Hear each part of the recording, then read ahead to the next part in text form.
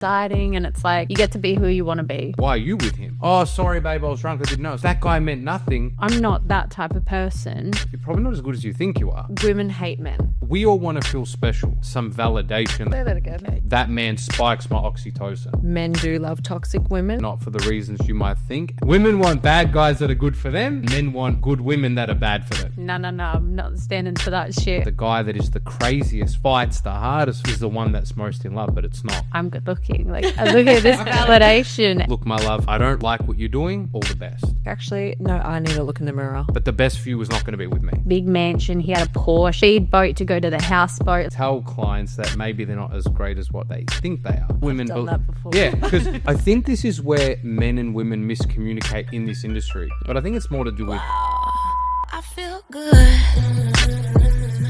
I knew that I would now. Welcome to another episode of the Spicy Waitess Diaries. I'm your host, Tia. And I'm Opal. And this is Louis. Today we have Julian on our podcast. Don't know which camera to look at, but hi. Julian. Tell us what you do with yourself.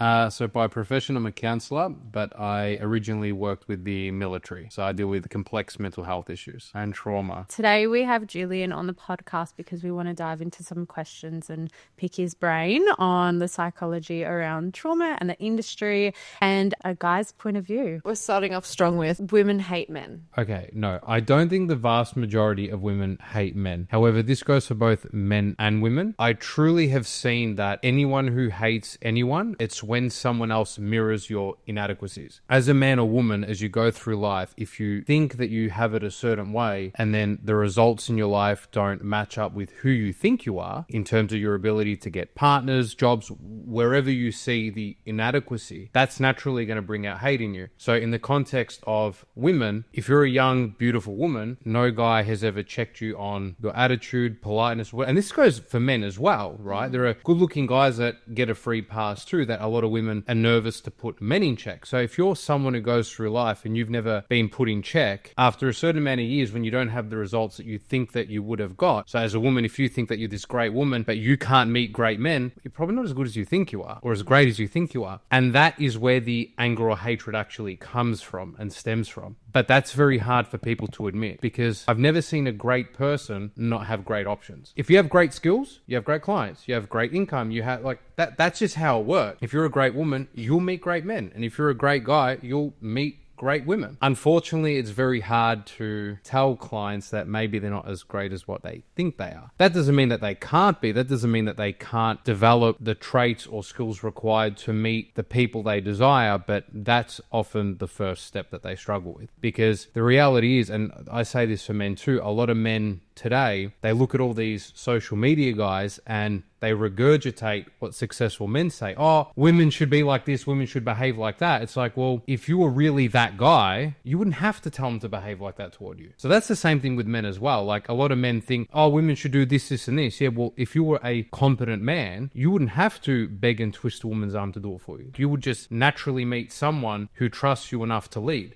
So when guys go, oh, you know, women should let a guy lead, it's like, well, if you actually came off as competent, you wouldn't have to convince a woman to let you lead. Well, that's a big thing in the industry where girls will get into relationships with guys and they will be all fine with the job, but then all of a sudden it's like, no, you can't work anymore. Yeah, it's like control element as well. There probably is an element of that, but I think in that particular context, you've got a guy that sees a woman that he really desires, this fantasy woman, even just aesthetically, you know, like a lot of guys, you know, we like women with, tats and, you know, they got that rough bad girl look. What's the saying? Like women want bad guys that are good for them and men want good women that are bad for them, right? So originally when these men meet strippers and they try to date them, I don't think that it necessarily has to do with once they see how much money that woman makes that they feel threatened. I just think at the start they're not as attached. And then as time goes on, as they get attached, they don't want to see someone they love in positions that they're not there to look after them. Yeah. Or are being aggressively hit on. It's like, can you imagine if you dated a guy that was a male stripper? Yeah, it's understandable. And then he was working at Magic Men and you see all these videos like of women groping him and he goes, oh, don't worry, babe, it's just a job. It's like, like, don't touch what's mine. It does go both ways. It's understandable, and obviously that's going to be all dependent on who you are and what you're comfortable with and what you're not, obviously, in a relationship. With that analogy that you used about women wanting, what's not right for them or bad for them, where do you think that stems from? Well, that's actually a good question. We all want to feel special. Or another way of saying that is we all want some validation that we're special. So when we can get someone to capitulate to us, that's the metric we use to judge how good we are. So that's why you'll often find that men care about the men that meant nothing to a woman and women care about the woman that meant something to a man, right? Say that again. Okay, yeah. If men care about the man that meant nothing to a woman and women care about the woman that meant something to a man. Okay. Right. And basically what that means is when you're saying about where does it come from to be the exception to the rule for someone, that's where it is. So for example, if the metric I use to judge how good I am is on that, getting validation there, then of course I want to be the exception to the rule for that woman. So if there's a woman that is a good girl, but she's bad just for me, then that validates that I'm someone special to her, because subconsciously we know that women need a connection to be intimate with a guy. So when a woman gets with a guy and then the woman says to the guy, oh, that guy meant nothing, that's worse for a man to hear, because it's like, well, if he meant nothing, what was it about him that brought that out in you? And it's the opposite for a guy. Like if you meet a guy and he can't commit to you, but then you hear that he met a girl and after 5 minutes asked her to be his girlfriend, you're like, what was it about her that got his commitment? Yeah. Yeah. Does that make sense? So that is how we measure up to get that validation in how special we are to that person. And that comes from oxytocin. That's our love hormone. Okay. See, oxytocin drives commitment in men, but it drives intimacy in women, because women don't have testosterone for sex drive or high test, if that makes sense. We speak about that, about how it's obviously the leading kind of industry is female entertainers and female escorts rather than male topless waitresses or male escorts. Oh, yeah, of course. Because like I said, if women by nature generally have low testosterone, what drives their libido is oxytocin. And that's another way of saying I need a connection. When women talk about sex being good, they often refer to having a connection with someone. And that's just a general way of saying that man spikes my oxytocin. And when a guy is with some toxic girl that gets his testosterone up, that's why he acts crazy for a toxic woman. When you're in an industry where you don't really have time or you're not able to make a connection, it's not very often that a bunch of women are going to walk in a room and meet a strange man and be crazy for him. There's no connection. There's nothing about him. For men, it's all testosterone driven. They'll just see something aesthetically and then that's enough to get them going. But then after they get what they want and that test drops, then they become a different person again. I guess that's like when guys do date women in the industry, it's like they need to see from both views. They're kind of mad about the guys, not necessarily the girls all the time, because they're like, I know you're not going to do anything, but the guy's could do something. I think this is where men and women miscommunicate in this industry, because you as a woman, you know you need a connection. So when you meet a guy that acts or whatever, a lot of women expect men to understand what that means when they say, oh, don't worry, it means nothing, it's just work, because you know what it takes for a guy to bring that out in you. But the guy is just that you're dealing with, he just goes, oh, well, I know how guys think and da-da-da. See, for you it makes sense because you know how hard it is for a man to bring that out in you. But for men, because again, we're very testosterone, we don't need a connection to be intimate with someone. Yeah. Like a stripper's boyfriend is going to know what other drunk guys are going to be like. Yeah. But I think it's more to do with protection, not necessarily the threat of, oh, my stripper girlfriend is going to meet a better guy than me. I think it's more, they're just not there to look after you. That also stems from their insecurities though, the men. I don't really think it's to do with insecurity per se, because it's like you're not always responsible, but you're always accountable. So you're not responsible for what a guy does, but you're accountable for the positions you put yourself in. So it's not really to do with insecurity. It's more like the argument of the people who act up when they're drunk. Oh, sorry, babe, I was drunk, I didn't know. It's like, well, if you love me and you have my best interest at heart, why are you getting drunk and putting yourself in situations that you're going to jeopardize our best interest? So you don't really love me as much as you think. It's not about insecurity. But then this is where girls date toxic men, because then that is insecurity. So that side is like, yes, girls in this industry can put themselves in that situation and make them feel uncomfortable. But then girls could be really great, but the guy is insecure and then puts all that crap on the girl. And then maybe she goes to work and like is like, oh, I hate my relationship and all this. And it goes back and forth where, because I've had that where I've had an insecure guy and then it's all the crap's been pushed onto me. And it's like, well, I'm not that type of person, but I guess that comes in with communication. But I think that comes from them being insecure, and that's why they pick and they push and then they try and control and they try and stop you from working, because they're in themselves, they're like, I can't deal with that. I would probably cheat, so I'm going to think she is, or something like that. I do believe who thinks bad does bad, and that's probably what you're trying to say, that men accuse bad of others because that's what they would do in that situation. And there is a lot of validity in that. The insecurity isn't about the man trying to be controlled. Yes, controlling nature does come from wanting a sense of security, but a secure man wouldn't put himself in that position. If you really have an issue with that, then live up to the standard that you can get the woman you desire. Because like we were saying before, some men and women shoot below the bar to give themselves a sense of security, because remember, you attract what you are. So if you have an insecure guy, a lot of these women give these men a shot because they think they got the man under control. And because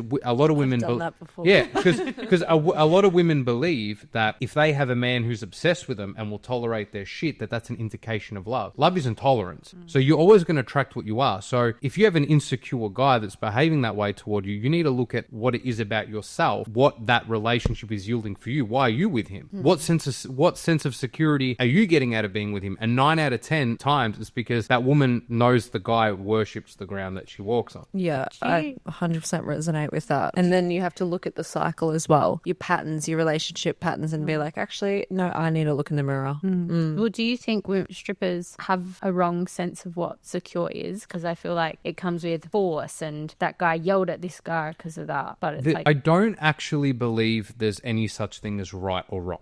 It's just the meaning you attach to it. There's only your version of what you think is stable. Yes, I do believe that people use the wrong metrics to measure security. So a lot of women think that the guy that is the craziest for them, that fights the hardest for them, is the one that's most in love, but it's not. If a man is putting up with your shit, it's a reflection of his insecurities. And lo and behold, you were talking about insecure guys and that get stuck in those relationships. A secure man will usually say, look, my love, I don't really like what you're doing. This relationship isn't for me. All the best. That's what a secure man would do. He would just leave, not out of hatred or insecurity. It's just if a man or woman is not getting what they need out of that relationship, they'll just say, look, I wish you all the best. Because I truly love you. I want the best for you, but the best for you is not going to be with me. And they'll move on. So no, I do believe that if you are with an insecure man, when I tell people they attract what they are, that confuses them because they think that, oh no, he's a shit person, I'm a nice person. No, it's like the empathetic person is insecure and the narcissist is insecure. Like it's the common trait. So one gets manipulated and one is a manipulator. But they always get that mixed up because when they hear that on the surface, they go, no, I'm nothing like them. It's like, no, but you value the same thing. And that's a false sense of security,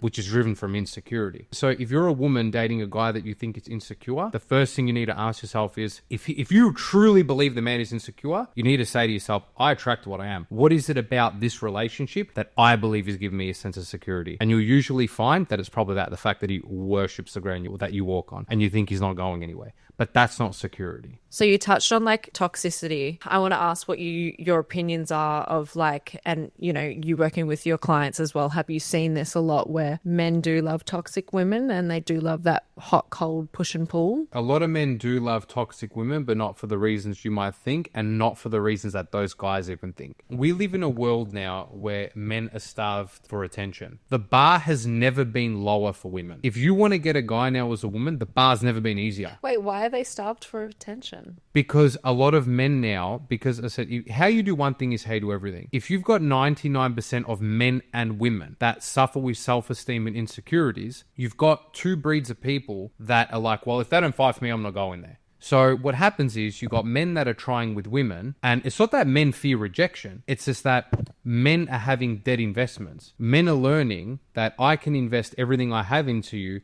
but because I don't love myself, I'm going to overinvest in you in hopes you love me back. Because one thing I try to teach my clients when I deal with couples is when you overinvest in someone that you love in hopes that they love you back, you typically are loving them in a way that you wish you loved yourself. That's a very common theme I've seen. Yeah. So when men get hooked on toxic women, it's not that men love toxic women. It's just that the toxic woman understands that that men will confuse that with love. If I go through life, no women message me, no DMs or nothing, and then all of a sudden some chick pops up that's fucking obsessed with me for one day and not the other, I'm chasing that high. I've been around the block. I know this now. And even me today, women aren't trying to be toxic, but there are certain women that have learned, hey, if I just text this guy, he's going to be hooked because no women are texting him. Yeah. So it's not that the push and pull works. It's not that men love toxic women. It's just that they mix that up for love. You know what I mean? That's why a man, he can sleep with one girl, two girls, three girls, and then that toxic woman that actually makes him feel a little bit wanted, he confuses that for love. I do think when I got into the relationship with Matt, he was like, no, I'm not standing for that shit. And it was just like, Yeah, no game. and I remember asking him one time, I think we had a fight, and I was like, are you going to tell your friend? And he's like, why the hell would I do that? And I'm like, because that's what I've seen, like that toxic where they go talk shit about your relationship. And he's just like, that's not normal. And so I think it was a very good like reality check to just kind of come back to the real world a bit outside of the industry and be like, okay, that stuff is not normal and it's nice to, you know, have it. But yeah, it's adjusting. And so I think like coming out of that, if you're still in the industry a lot, it's hard to not see that and to get out of it. Because I like got out of the industry and that's when I kind of found it. Touch with normal people. Yeah, got in touch with that. No, like I understand. Like you're gonna say, like even me as a counselor, I monetize a job that requires detached emotions. Stripping or escorting or whatever, it's the same. You're monetizing a business that is predicated on someone's emotions, and that's going to take a toll on you. And even I can say as a counselor, when I'm talking, like I said, I used to work with guys in the military. When I was talking to guys that were telling me how their friends had been blown to pieces in front of them, I have to sit there neutral. At 5 p.m., I had to go back to my life like I never heard this stuff. And even I can say as a counselor, that's put strain on my relationships, romantic, friendship, and otherwise, because now the things that people see that, oh, you know, you should be empathetic. And like even now, how I'm doing this podcast, I'm talking like people's emotions are these black and white things. To me, they are. But to other people, they're these sensitive emotions. So when you're in an industry long enough that you're monetizing people's emotions, you will become detached. And it's like I said, you will start to get detached from reality. So like when we were talking about trauma of the industry, trauma isn't something like a car accident. Trauma is a situation that your brain learns to not put yourself back in. That's all trauma is. So like when we talk about trauma, like the scientific term is when your adrenaline gets high enough, your amygdala shuts off the back of your brain and your body starts to fill it with images to bridge that gap. That's why, you know, when you have a car accident, you get really angry, they go, oh my God, I blacked out. I don't remember what happened. I just remember the sound of. And that's why sounds and smells trigger memories, because when the adrenaline gets high enough and your cerebral cortex blacks out, you'll get that hijack. So when you go through a life where it's high adrenaline, high pace, all these things, eventually when you come out of reality, if you go through certain events that aren't healthy, that you don't want to repeat, your brain is going to come up with a coping mechanism to avoid that re-exposure to trauma. So when you're in that industry long enough, it's not that there's good or bad or anyone's out to judge. It's just that if you were in a position long enough that you can't live in long term, going back to reality is going to be really hard. So with working in the industry, it's obviously very fast paced. You're very overstimulated all the time. You're on night shift and then you're switching back to day shift, and then your emotions, your hormones, everything is kind of all over the shop. So what's some ways that you would suggest that women and sex workers can kind of regulate their dopamine threshold? We use what's called association therapy, and it's the same with trauma, like I was saying, like how the brain bridges the gaps. So it's about attaching new meanings to things. So like I said before about how there's no good or bad, it's just the meaning we give it. When you go through life and things are boring, you need to create a new association with boring. Boring is stability. Boring means lack of problems. So when you're bored and you're going back to your day job and you go, oh, you know, this is boring after a while. When you reassociate that with no, this is a period of no problems. This is smooth water. You start to look at the same environment differently. So when you have a different perception of the same environment, then you can have change. That's why they say change, same circumstance, different behavior. So the only way you can re-regulate your dopamine is by naturally letting that threshold come down. And it's not easy. Like that's why when you see, you know, like drug drug addicts and people do drugs and whatever, ever hear it, the come down? It is literally, it's called, your dopamine threshold is actually called delta phos-B. That dropping is what causes those panic, like those skits out. Even like kids that play video games, when you snatch it out of their hand, that absolute skits episode they have, that's the threshold dropping. So you need time to desensitize, and there's no method to actually necessarily forcefully drop the threshold, but it's about coping through the period of while it drops, or that come down period of returning to normal life. So reassociating that. That makes so much sense. That was such a good explanation. Yeah, that was really good. The final question. Well, after all of that and like knowing strippers and stuff, would you ever date a stripper? I personally wouldn't date a stripper, no. Why? And before everyone goes, oh, you're insecure, nah.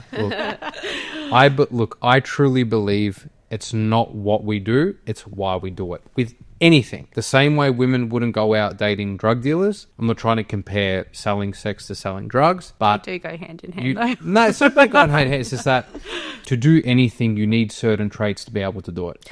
Do you believe to become a stripper has to have something happen to her or wrong with her? No, nothing has to go wrong, but you need a very masculine persona to do it, because how do you deal with other masculine issues? You're dealing with drunk, aggressive guys all day. It's like when you go to the gym and you lift a heavy bar. You're going to callous your hands. Your mind's the same. This is why we do say like girls need thick skin. Because I was literally just about to say that. Yeah. Like so, alpha women. Yeah, like me not wanting to date a stripper isn't because, you're a stripper. No, it's just that the qualities associated with someone to do that is just not what I'm looking for in a relationship. And like, I would not be offended if a woman said to me, you're a counselor, you work in psychology, I don't want to date you because you're going to psychoanalyze everything. She's right. like I'm not offended by that. Like, it's not what I do is good or bad, but she's right. But that is also when you do say your job, like I would instantly think you're going to counsel someone. Like it's just an automatic thought that comes with it. So it's kind of like stripper. And then what's the first thought that you think of? Like when you think stripper, what's the first thing of why you wouldn't date them? Masculine. No. It's not because I say masculine for lack of a better phrase. I don't literally mean a woman that acts like a man. You need to be able to deal. It's like if I said to you like this, if I'm going to put you in any situation, right? The only way I can groom the trait out of you is to put you in that scenario. So it's like if I said to you, if I wanted to teach you patience, I need to withhold things from you. If I wanted to make you strong, I need to give you tough times, right? It's like the rule of the universe. So if you were in that environment of having to deal with aggressive guys, lonely guys, and you know, in the escort business, you're actually dealing with a lot of broken men. And like I said, you'll attract what you are and you'll become your environment. You deal with broken men long enough, they'll break you as a woman. So the only way you can tolerate that, well, it's like my industry. It's like me as a counsellor. It's like if I deal with broken people long enough, the only way I can avoid getting broken is if I put a little bit of concrete in my heart and to a degree not be as empathetic. And I'll tell you now, even as a counsellor, it has ruined a lot of my ability to be empathetic towards people because it's just in order for me to do my job, I can't be like that. Yeah. So, that's just the trade-off you have to be willing to make. So, and I think that's why we utilize a lot that we call it a burnout in the industry, where you just work and work and work until you basically burn out. But we kind of try and train to the girls that you work a certain amount of days a week, the same, or you either work maybe 2 months where you do like a couple days a week or something, and then you go and you have your hobbies, you have your outside world, you have a holiday, you kind of get back in touch with reality. Well, my question would be this then to you both. What's the end game of it all? For us, we obviously have the agency. So I guess that's another thing that we've told the girls as well, to have like a side business or to be in the industry and get your money. Like, don't party it away. It's like, well, get in, do your job. I wouldn't say stripping is long term. It can be, but I wouldn't necessarily say it is the end game for people. Like, you don't want to be, I'm a 40-year-old stripper. No, physically you can't. You can't. No. And so it does have a point. So it's like, all right, well, I think we want to teach our girls to come in with a plan and be strategic. And I wish I learned, and we both do, about money and how to save and how to learn this stuff where we can learn the art of actually talking to people and not have to use drugs and alcohol to do it and not ruin our bodies at the young age that we start at. So if a man didn't want to date a stripper for those reasons you said, then again, like we're saying, that's what I mean by it's not to do with insecurity. Like for all the reasons you said, healthy men think the same as you. Yeah. But that is because you're evolving to be healthier in your habits. Like you said, like, no, what's your end game? Want to do a business, want to learn this. As you develop healthier end goals, you'll have healthier friends, healthier partners, healthier prospects. Very true. Yeah. And I think developing those boundaries as well. You know, not every person that starts in the industry has those boundaries from the get-go. You kind of need to go through it and learn, like, this is not okay, this is okay, this is killing me, this is not. I've been doing it 5 years. You were doing it 6-7 years, like, successfully. Can I ask you guys something Yeah. that maybe some of your listeners might want to know? This has always been my biggest question. And you two are attractive women, and I think a lot of people know that attractive women, you know, like even guys too, like you have opportunities in any area. Like, what was it that motivated you guys, or what reasons gave you the green light to do stripping? Like, what was the green light for you? Well, mine was like I got asked to do it. So it was kind of like I was thinking about doing it. And then to be asked to do it was like, I'm good looking. Like, look at this validation. And I think this is actually something we spoke about. We all kind of went money when I was like, actually, I think it's the validation and I think it's being admired. And I think even around my friends, it was like, I could pay for dinner. I could pay for this because of the job I have. I ended up liking to give. And that was a good trait that did come out of it. But then when I was low on money, it would like be kind of selfish. So it wasn't really the best way to do it. But it was nice to be looked at like I have something you don't have. And because obviously like these guys, they want top tier women to be strippers. So if you get offered to do it, they're essentially calling you like top tier of the good. And when you're picked a lot, you do get that boost of confidence. Mine's a little bit darker. Yeah, I started really young. I started like sugar babying when I was like 16. Oh, wow. Yeah. And I think the reason why I actually got into the industry was obviously because I always dated like older men when I was younger. And I had this like kind of fire inside me just to grow up really quickly and kind of get out of my environment when I was a child. So it was just that fire in me that was like, I'm going to be independent. I'm going to make my own money. Yeah, that's what led me into the sex industry because that's like the fast cash. Fast pace as well. What were you saying the other day? T's life is in... His life is in fast forward, yeah. I think that dopamine that you were talking about before, it's fast and it's always different and it's always exciting. And it's like every time you go to a job, it's like, you don't Well, know how what much to money am I going to make? Like, Yeah. I find it... Receive reward. Yeah, I find it a good challenge. I remember when I was consistently doing jobs, I wasn't doing club work. I was like, I actually like that I'm going to rock up, not know who these guys are, not know what they're into or, you know, what kind of lifestyle they are, and then being able to bend and adapt to them to somehow kind of please them and give them a good experience. I did enjoy that. Yeah, it's really fun. And like the people you do meet, like I think I've said this before, but I went to this big mansion. He had a Porsche and another car in his house. We got on the speedboat to go to the houseboat, like millionaire, I don't know, billionaire, whatever. But he was like, it was like a 60th birthday. And I was sitting there like talking his ear off the whole time because you just meet so many people. Like I'm talking a stripper's contacts is insane. Like if you ever want contacts, Yeah. because you think about it, you go to 4 parties on a weekend. That is, let's say 20 guys at a party and you're going around talking to all of them. And lots of them have lots of money, lots of businesses, and we've just networked. And that's how like we grew our business as well. Is it like sort of like access to a special life? It Yeah. is, and it's Yeah. exciting, and it's like you get to be who you want to be there. Yeah. It does have its perks. You, Who am I, stripper? Huh?